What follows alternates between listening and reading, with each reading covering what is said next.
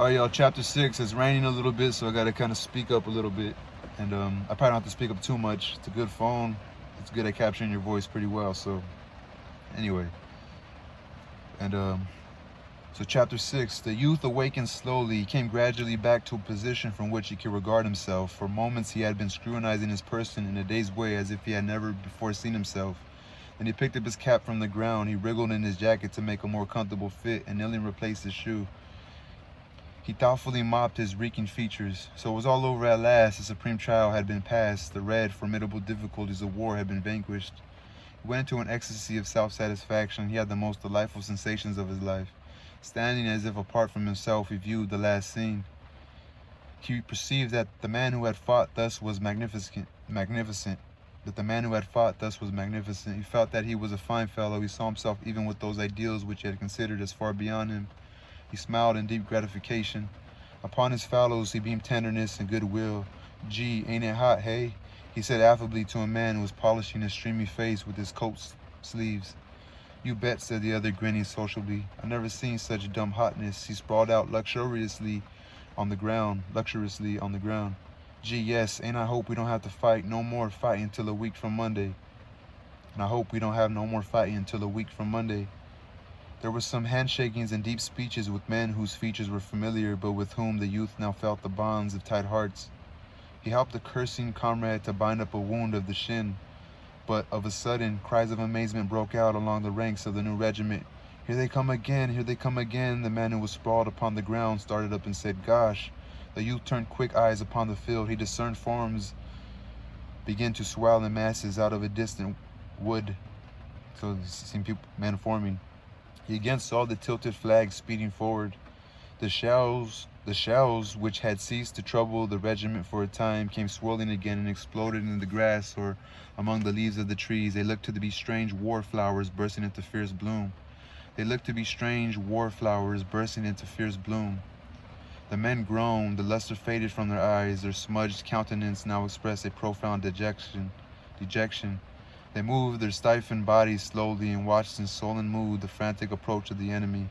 The slaves toiling in the temple of this god began to feel rebellion at his harsh tasks. The men groaned. The luster faded from their eyes. Their smudged countenance now expressed a profound dejection. They moved their stiffened bodies slowly and watched in sullen mood the frantic approach of the enemy. The slaves toiling in the temple of this god began to feel rebellion at his harsh tasks. Wow, the slaves toiling in the temple of this god. Began to feel rebellion at his harsh task. They fretted and complained each to each. "Oh, say this is too much of a good thing. Why can't somebody send us supports? We ain't never going to stand this second banging. I didn't come here to fight the whole damn rebel army." There was no one who raised a doleful cry. "I wish Bill Smithers had trod on my hand instead of me treading on his'n." There was one who raised a doleful cry. "I wish Bill Smithers had trod on my hand instead of me treading on his." The sore joints of the regiment creaked as it painfully floundered into position to repulse. The youth stared. Surely he thought this impossible thing was not about to happen. He waited as if he expected the enemy to suddenly stop, apologize, and retire bowing.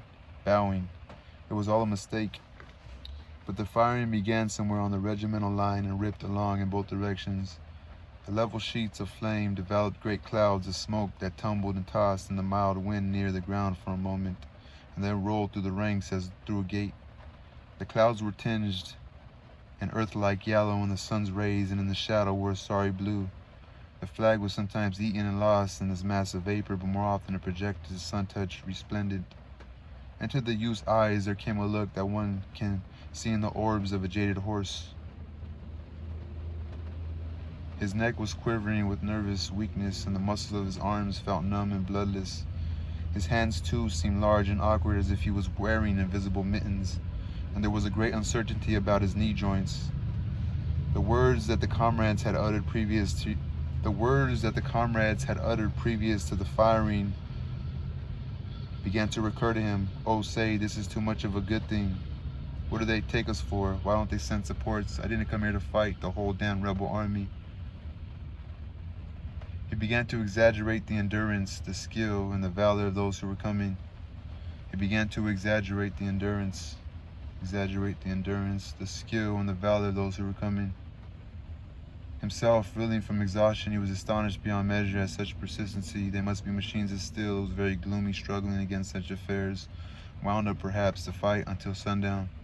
He slowly lifted his rifle, and catching a glimpse of the thick spread field, he blazed at a cantering cluster. He stopped, then began to peer as best as he could through the smoke. He caught changing views of the ground and covered with men who were all running like pursued imps and yelling. To the youth, it was an onslaught of redoubtable dragons. He became like the man who lost his legs at the approach of the red and green monster. He waited in a sort of horrified listening attitude. He seemed to shut his eyes and wait to be gobbled. A man near him, who up to this time had been working feverishly at his rifle, suddenly stopped and ran with howls. A lad whose face had borne an expression of exalted courage, the majesty of he who dares give life, was at an instant smitten abject. He blanched like one. What's that? Okay. What does it say? He blanched like one who has come to the edge of a cliff at midnight and is suddenly made aware. There was a revelation. He too threw down his gun and fled. There was no shame in his face. He ran like a rabbit. Others began to scamper away through the smoke. The youth turned his head, shaken from his trance by this movement, as if the regiment was leaving him behind. He saw a few fleeting forms. He yelled then with fright and swung about. For a moment in the great clamor, he was like a proverbial chicken. He yelled and with fright and swung about. For a moment in the great clamor, he was like a proverbial chicken. He lost the direction of safety.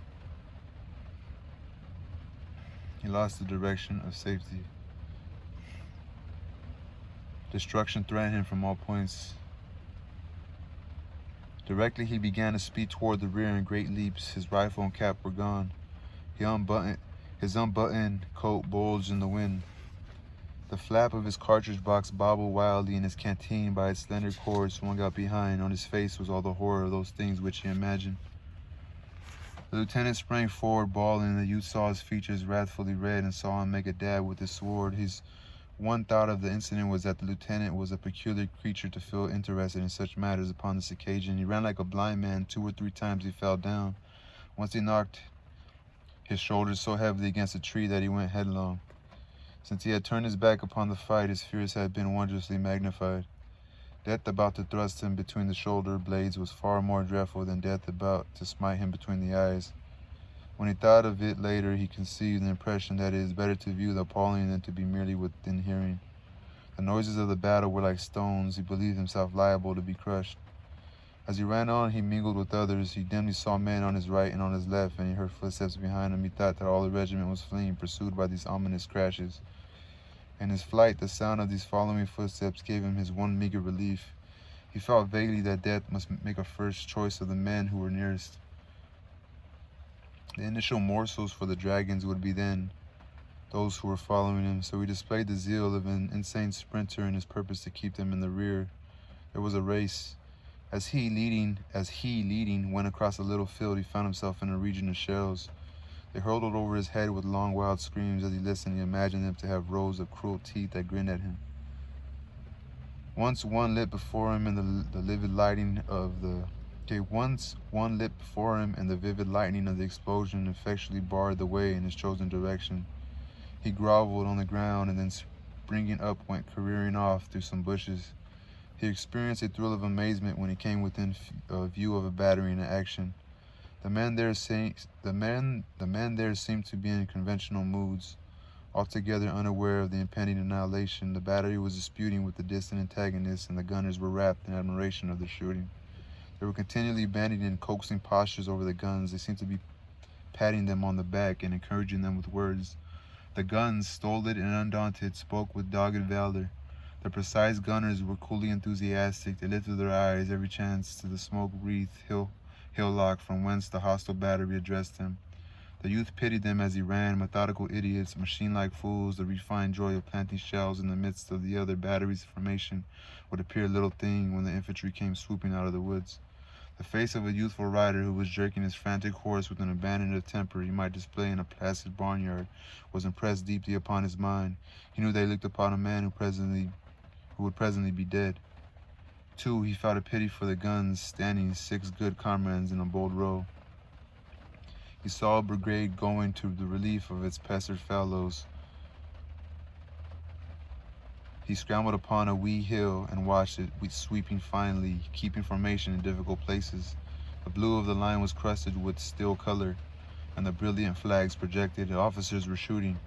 Officers were shouting. This sight also filled him with wonder. The brigade was hurrying briskly to be gulped into the infernal mouths of a war god. The brigade was hurrying briskly to be gulped into the infernal, INFRENAL, not inferno, inferno, mouths of the war god. What manner of men were they, anyhow? All it was some wondrous breed, or else they didn't comprehend, the fools. A furious order caused commotion in the artillery. An officer on a bounding horse made maniacal motions with his arms. The teams went swinging up from the rear, the guns were whirled about, and the battery scampered away. The cannon with their noses poked slantingly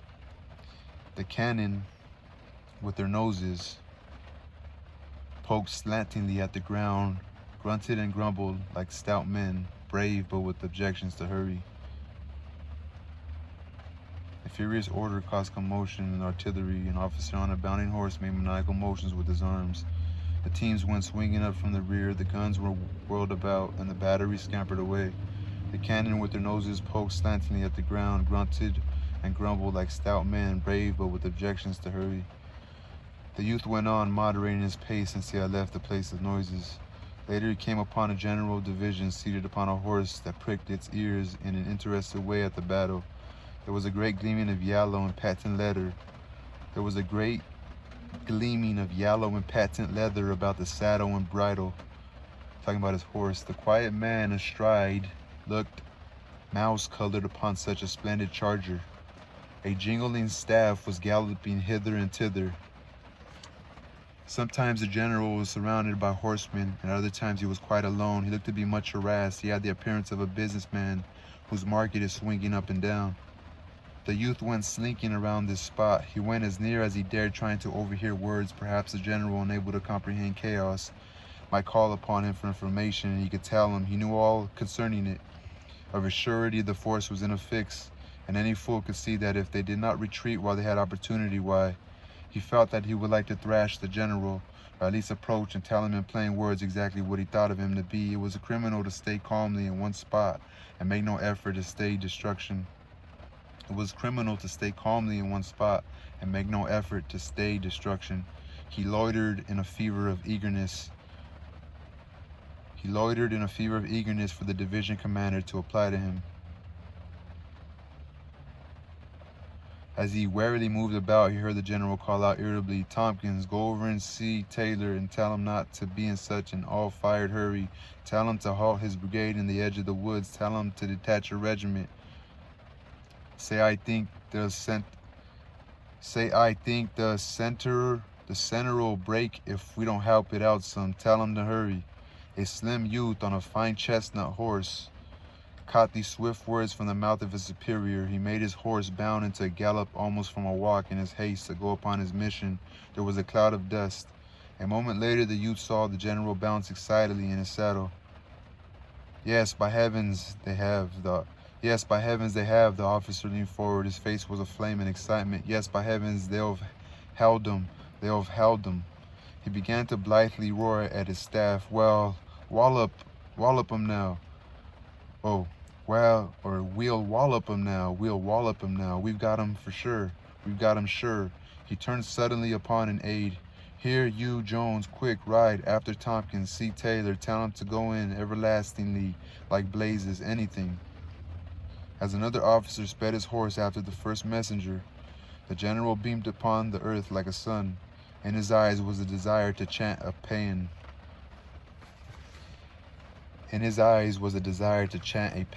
He kept repeating, "They've held him, by heavens." His excitement made his horse plunge, and he merrily kicked and swore at it. He held a little carnival of joy on the horseback. So it says this is the word. But look how it's spelled. Pain. Can't really see, can you? Come on, man. Why doesn't it show me? So, yeah, it's like PAE, but the A and the E are like together, like super close, and then so it's PAEAN. So that was the end of it, I guess. So what happened was they were like in a gunfire battle. They fled, but all of a sudden, when he was running away with a couple of his guys that were left, there was like backup coming and just like came over the hill. And they must have been fresh, you know what I mean? They must have been fresh, because he's seen they were like probably like a second team that comes in, like refreshments, or you know what I'm saying? Because he must have looked tired, you know, he must have looked tired and like worn out or something, and then all of a sudden there was those people that were able to come help them out, and then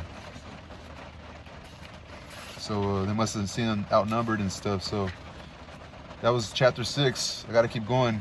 My throat's feeling pretty scratchy, so